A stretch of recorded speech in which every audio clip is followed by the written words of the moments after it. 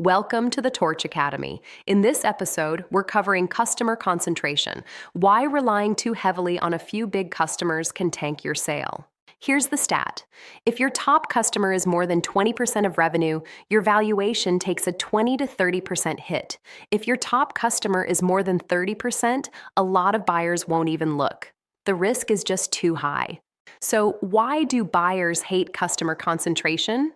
Think about it from their perspective. They're writing a big check for your business. They're betting it will continue to generate revenue. If one customer leaving would devastate the business, that's terrifying to them. That customer could leave anytime, to a competitor, to an internal solution, due to a relationship issue with the new owner.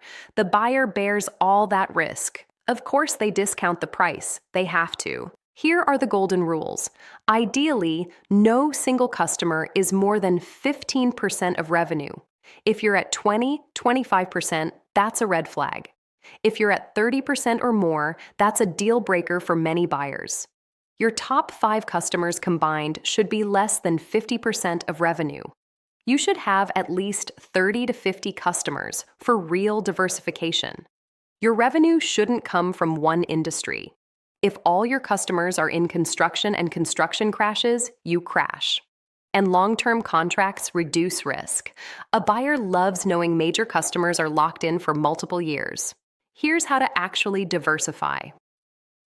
First, map your top 10 customers. What percentage of revenue is each? Be honest. Next, 12 to 18 months before listing, add 20 to 30% of your revenue from new customers. This is aggressive, but doable. You're probably adding new customers anyway. Then, 6 to 12 months out, add another 15 to 20%. By the time you list, your customer base looks much more diversified. The percentage from your top customer drops from maybe 30% to maybe 12-15%. That transforms your valuation.